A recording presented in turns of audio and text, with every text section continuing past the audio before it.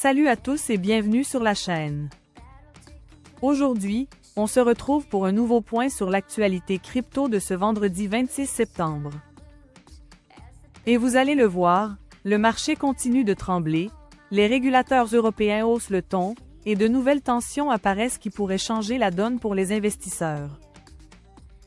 Accrochez-vous, c'est parti pour votre dose d'infos crypto du jour. Après la chute brutale de ces derniers jours, la pression ne retombe pas. Le Bitcoin a encore reculé, flirtant avec les 109 000 $, soit une baisse de plus de 2% sur 24 heures. Ethereum et les principaux altcoins, Solana, XRP ou encore Cardano, suivent la tendance avec des pertes plus marquées. La cause? Toujours les liquidations forcées liées aux positions à effet de levier, qui ont continué d'alimenter la spirale baissière. À cela s'ajoute une incertitude persistante sur la politique monétaire américaine et un dollar encore très fort. Bref, cocktail explosif qui maintient les investisseurs dans le doute. Mais attention, certains analystes voient ce nettoyage comme une étape nécessaire.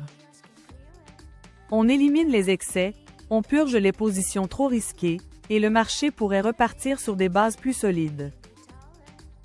Pendant que les États-Unis avancent doucement sur l'intégration des cryptos dans la finance traditionnelle, l'Europe, elle, montre des fractures. Le règlement MiCA devait créer un cadre commun, mais la France vient de hausser le ton.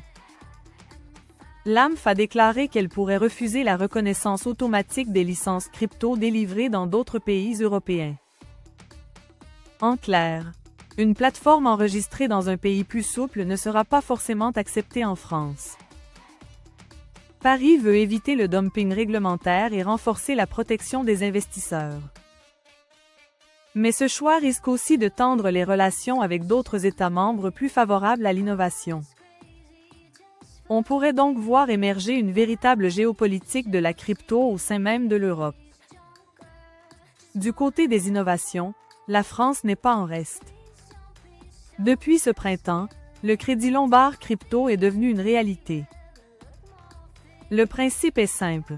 Vous apportez vos cryptos en garantie, et en échange vous obtenez un prêt en euros.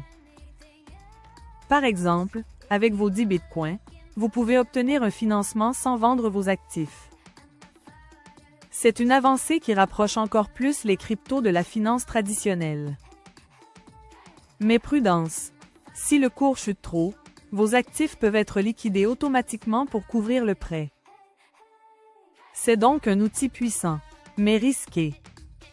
Le marché reste très volatile, avec un Bitcoin qui teste des niveaux critiques. En Europe, les régulations deviennent un enjeu politique, la France jouant la carte de la prudence. Et de nouvelles passerelles se créent entre crypto et finance classique, avec le Crédit Lombard en première ligne. Voilà pour ce grand tour d'horizon du 26 septembre 2025. Et vous, qu'en pensez-vous? Est-ce que la régulation européenne protège vraiment les investisseurs, ou freine-t-elle l'innovation? Dites-le moi en commentaire. N'oubliez pas de liker la vidéo si elle vous a plu, de vous abonner et d'activer la cloche pour suivre toutes les prochaines actus crypto. Merci à tous pour votre fidélité, prenez soin de vos investissements, et on se retrouve très vite pour une nouvelle mise à jour du monde des cryptos. Petite précision importante avant de conclure. Ceci n'est pas un conseil financier. Faites toujours vos propres recherches avant d'investir et ne placez jamais plus que ce que vous êtes prêt à perdre.